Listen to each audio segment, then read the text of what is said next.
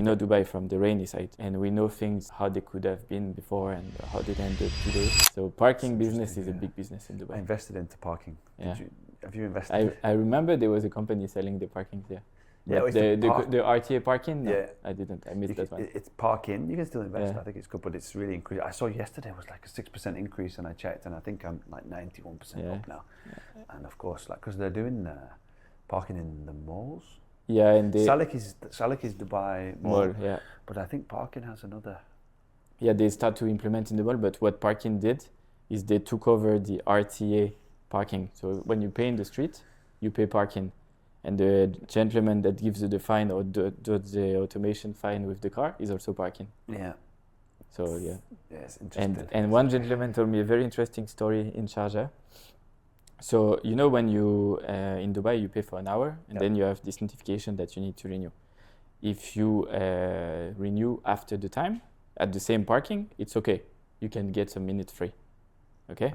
If you do that for the people who live in Sharjah, if you do that in Sharjah, if you renew after time, they take your money and they send you a fine. No way. Because you were parking illegally without having, so because they have few minutes of free parking, they send you the fine. So they automate the fine based on you saying to them, I overstayed, I'm late, and they fine you. So the guy was saying, if you go there and you do this, don't pay extra, just pay your luck. Play with the luck that they will not come at that time when you're there to charge you the fine. And it's the same fine, the same amount? Same fine. Oh my God. Yeah. Because it's overstay. You know, the fines are different. If you have no ticket, I don't know the new fines. Like 150. Before it was 100 for no paid renewal fee and 200 if you never paid. Oh, interesting. But if you look at the cost per hour, when it was 2 dirham and you get 200 dirham, throw the 2 dirham in the pot because otherwise it's just 100 times what you had to pay. Crazy. But people don't think like this. Then you go to RTA when you renew your car. You have all these people like 10,000, 20,000 fines. It's all parking fines they never paid. I know. Yeah. Definitely a good business. So if you go to Sharjah, remember this: you pay for your time, but if you overstay, if you pay after, you get the fine. So it's very good tip. Yeah. Had a few good tips. Let's see if Dubai implements the same. Potentially, yeah. Okay. So yeah, what people want, they want parking. They start to say a bit of facilities within the building, gym, pool, things like this. But this you will have it only on single-owned building, because if it's sold to different investors, usually the building doesn't really care. Yeah. They don't think of having something that will increase the rent and the potential of the building. Yeah. Okay. Interesting. I think personally, we're going to see more commercial buildings with better facilities. I think people just expect it now. People are also more active and healthy, so I think if they can give people better gyms, and you could even charge people, but if you have it, it's definitely added value. Yeah, and the workspace for the employees is important now. If you go to a stinky office in the older part of Dubai, even if it's a good company, you don't really feel like I'm gonna happy to go to work every day, and so it's important, I think, especially if you work from home and you go 3-4 days a week in the office, you want to go to a nice office. Yeah, definitely.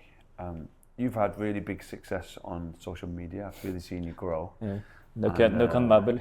No, it's really it's impressive to see how you've done it. How did you come up with your strategy? Because I really think you put some thought into it, and it's not just the same as everyone else. It gives value, entertainment, as well as actual knowledge. So I think the first thing I have to thank you, because I came to social media because of you. Oh, because of me? Yeah, okay. I was watching your video when you were doing the market research in your house and on your desk, and I was like, this guy is nice and he's sharing things, and I liked it. And then because of video, I met Assad. So Assad did my first video when I did a walking tour in Burj Khalifa. Okay. So that's how I started. This was 2017 or 18. Yes.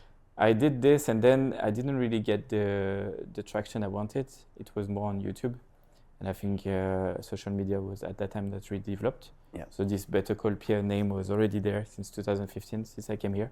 Wow. I understood that agent is to step out of the company and kind of brand themselves, which at that time people think you're alien, like they didn't understand. They say, no, we are better, we are the company. Yeah, you need to be in the office, you need to be cold calling people, you should be doing videos. And you were changing company, they were taking your number away. It's like people never thought of themselves as a brand. Yep. It's like you change, okay, your real estate peer, but then if you change company to change the name on Instagram and you lose, it was not good. Yeah. So Better Copy went from this saying, okay, whatever, even if I change industry, I can keep that name. Whatever I did before stays there. It doesn't get compromised. And so I think a year and a half ago now, people were saying, but when we do viewings with you, when we do conversation with you, we learn a lot and we don't feel like you're teaching us anything, but it's just common knowledge that you share that people don't have. And it's appreciated. And how do we find this knowledge that you have? So it doesn't exist. Say, okay, but why don't you share online? And just started like this. So there was no strategy, zero. Wow. And it's still no strategy. Every time I see something, I'm like, I know a few bits here and there about it.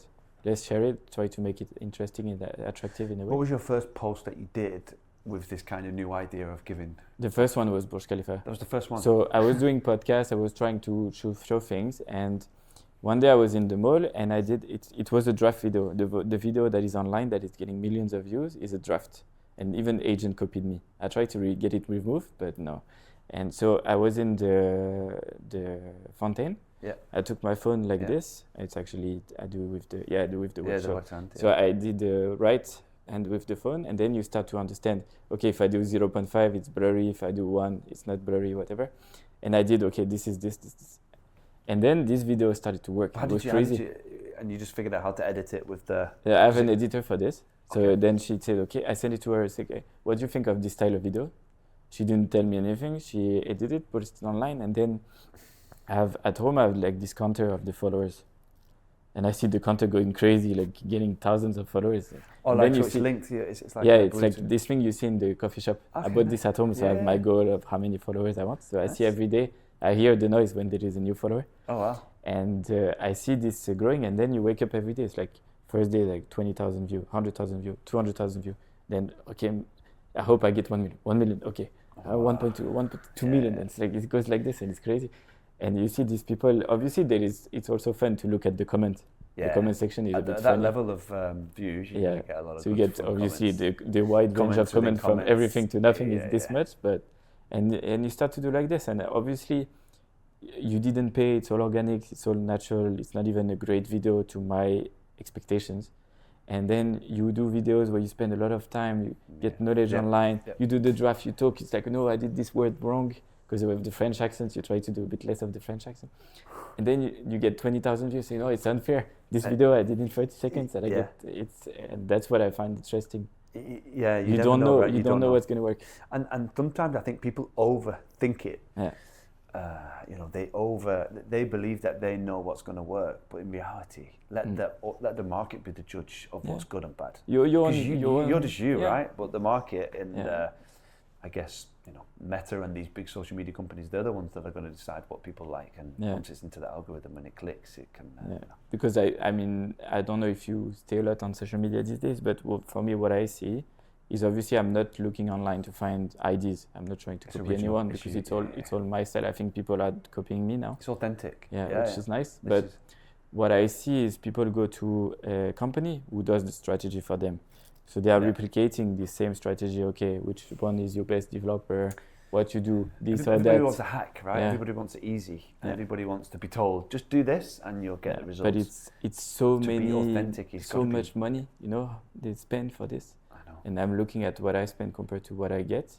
I'm like, my return on investment is so much more. That's amazing. And you're getting good, I can imagine you're getting a really good business now from this. Yeah, but it's surprising. And it's also proof. Like when you get clients and then they see this is after, they're like, okay, this is the guy to speak to. He's got a good following. He knows what he's talking about. He's giving value. But surprisingly, for me, I did it only for credibility. Yeah. I didn't do it for leads. Yeah. Most people, they say, oh, I want business. I do that when for I business. started, that was the question. But do you get leads? Do you do deals from it? Yeah. And I'm like, today, it worked. It worked for me. So I'm number one fan. I was like fan from the beginning. Yeah, but I'm not trying to just sell from it, and I think that comes across in the videos. If you're trying to give value and be, real, later on you can get. But so for me, what I see interesting these days is, I was always trying to educate, but in a way that you don't feel educated. You learn something, but it's because it's kind of sinking into it. You like it because it's entertainment. It's like, enjoyable. I didn't know about this. Okay, let's watch this. Blah blah. And I was always thinking, and everyone told me you should do training for brokers because you tell them in a way that it looks complicated because what you do looks complicated, but when you share it, it looks okay, at least understandable. Yep. If you don't go too much into the details. But I wanted to end up picking up agents as audience, which I do now. Like most of the new followers, they're all agents. Yeah. And they send message, I learned from you, you know, my company does nothing. I go online, I don't know anything. I go to developer, it's very fast. They just give me some brochure and bye-bye. So people that are new here, they know Dubai for the sunny side, you know. We know Dubai from the rainy side. Yeah. And we know things, how they could have been before and how they end up today. We probably are making less money than the guys today because we think too much, we analyze too much, and we say the truth. But because of this, you just share knowledge that nobody has because they were not here. They didn't see, you know, it's all these things that we have in our mind, and this is wealth. Yeah. And we need to share it. It's only one side of the coin, right? Yeah. We've seen the other side. That's really interesting. So that's what I try to do. Same as you, not selling anything, just giving value, data and knowledge. Then and what about the plan for your? So you did this first video, it was amazing. Yeah. And then you thought, oh, let me try this again. And of course, it doesn't work the second time. But some of them. So I think what I found my style, I did I think 2 or 3 now, where I go to a nice view. Let's say I do it from your office, and I will pinpoint the different developments. Yeah, the IFC. I don't know how you got into the. Yeah, I'm not sharing where I go. Or something. Yeah, I'm not sharing where I go. But I was there with a client, and he said, I need to go to the restroom, whatever.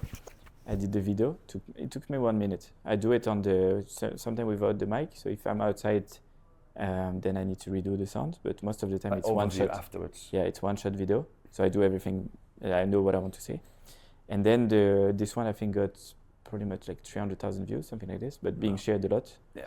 And I did another one where I was in Marina overlooking the beachfront. Yeah. Which is the same. I was explaining the different things, which for me it looks something very standard knowledge. Yeah. And when I see what people are saying about this video, I'm like, this is what the people should tell you.